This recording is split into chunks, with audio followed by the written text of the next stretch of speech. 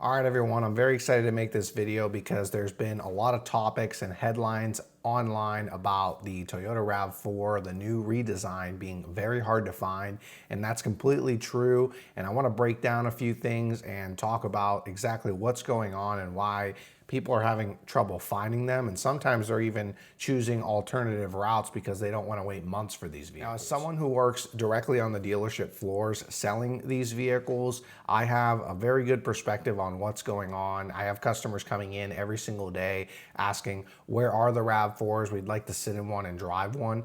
And believe it or not, we haven't been able to actually see or drive one in a few months now because a lot of them are already pre-reserved in allocations, or people are coming in and essentially custom ordering. Some dealerships do have that option where they'll let you come in and pick out your color options, your interior color options, trim level, and then they'll order it, or they'll wait until an allocation comes out, and then they can essentially hand pick it from that allocation in the region.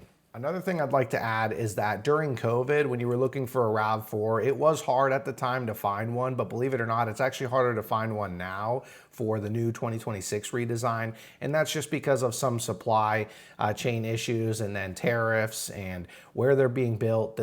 Toyota just hasn't been able to catch up with the demand. So whenever these allocations come out, I have people that want to be on a call list. And believe it or not, because people are coming in and pre-ordering, and there's such a high list of pre-orders before allocations even come out, that we're filling these orders and there's not even any RAV4s in that allocation for you to reserve. That's how backed up they are, and that's how high the demand is for these vehicles. So why is the 2026 RAV4 so different? Well, they haven't redesigned it since 2019, and in 2026 they decided to put new software in it, and then you have Toyota Safety Sense 4.0, and there's a lot of things that you can do with these vehicles now with how advanced they are, and a lot of people do like that. Now, the one thing I do have to say is that they did get rid of the gasoline engine, and now these are all hybrid, and then you have some plug-in options as well. Now, obviously, another reason the demand is high is because of gas prices, and a lot of people want a more practical,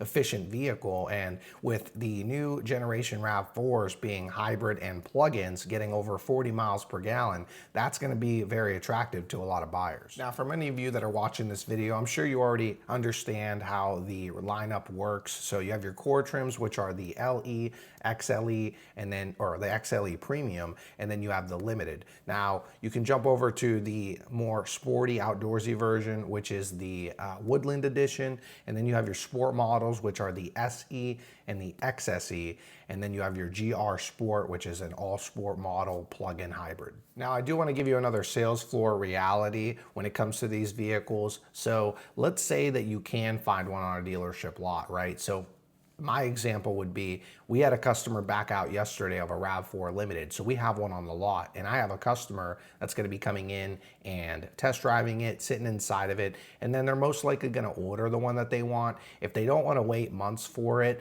then most likely they'll try to make a deal on the one that's on the lot. Some people are like that.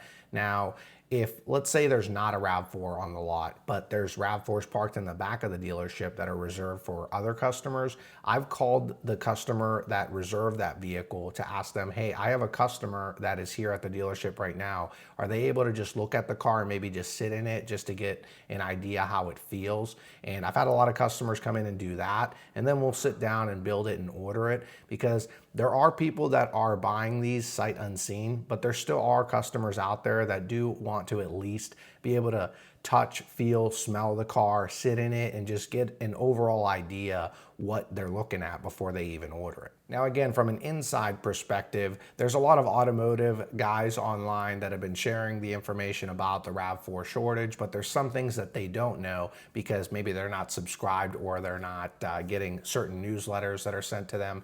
So I have a subscription to some of the factories and stuff, and they'll share some information on what's going on. And the good news right now is that the Kentucky plant is officially producing the new 2026 Toyota RAV4s. So they're no longer just going to be coming from Canada or Japan. So let's talk about that. All right, so let's talk about the Georgetown, Kentucky plant. So obviously the Kentucky plant has been one of Toyota's biggest manufacturing, and adding this RAV4 hybrid assembly is going to be a major move for them, especially because, you know, they're being realistic. They know the demand is high for these RAV4s. They're investing heavily in this. And, you know, especially with tariffs and everything, that's one of the biggest reasons why they're trying to bring manufacturing to the US. You know, we don't have to rely on, again, Canada and Japan. And sometimes it could take longer, especially with everything going through the ports and stuff. I'm pretty excited about this. And again, it's not going to be something that's going to be very quick. It is going to take some time. You know, there's not going to be suddenly a ton of RAV4s just sitting in rows on dealership lots, because again, they're still trying to catch up with the demand and all the customers that are putting orders in and waiting for allocations to come. Now, again, this plant has been going 40 years strong. So, and they've invested $12 billion in total in this plant with 15 million vehicles assembled. The plant stands as a flagship example of Toyota's long-term commitment to US manufacturing. Today it employs about 10,000 people. Another thing that they're adding to the plant is a state-of-the-art paint facility. So the construction is going to be kicking off pretty soon with this facility, and it's going to reduce carbon emissions by 30% and save approximately 1.5 million gallons of water annually. So it's going to enable to deliver more of the quality Toyota vehicles that customers want in a more environmentally conscious way. So why are hybrids winning right now? So Toyota's been leaning hard into hybrids, while a lot of the industry ended up focusing a lot on electric vehicles. And obviously we saw that a lot of that didn't work out for a lot of manufacturers.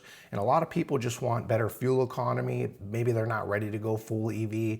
And maybe they don't have a charger at home, or maybe they drive longer distances. Maybe they just want something familiar. When people think familiar, a RAV4, you can ask anybody, they know exactly what that vehicle is.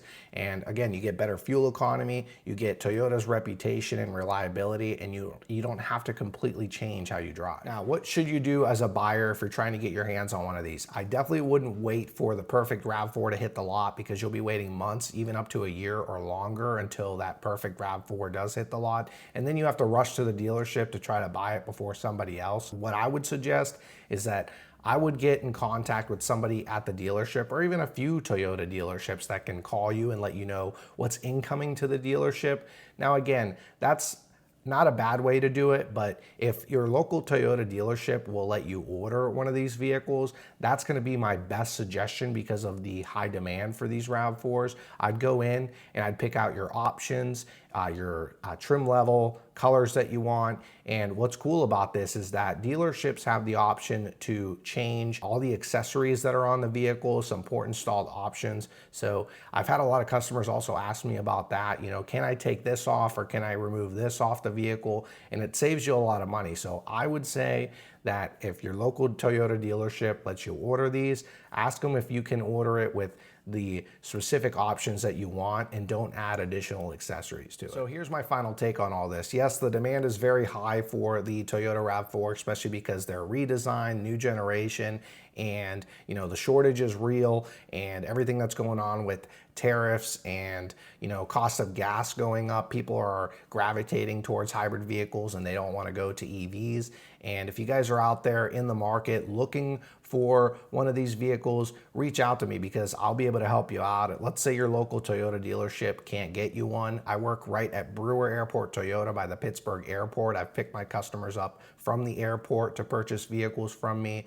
And again, you also have the Kentucky plant that's going to be starting to produce more RAV4s. And it's not a quick fix, but at least Toyota knows what's going on. They know the demand. Now, if you live in the Pittsburgh area, come see me right in Moon Township. That's where we're located. And again, it's Brewer Airport Toyota. That's the dealership I work at. Just come in and ask for Lorenzo, and I'll be able to help you out with all the questions you might have. Make sure to hit that subscribe button if you're a big Toyota fan, or if you just want to stay up to date with everything that's going on in the Toyota world. And again, stay tuned for the next video.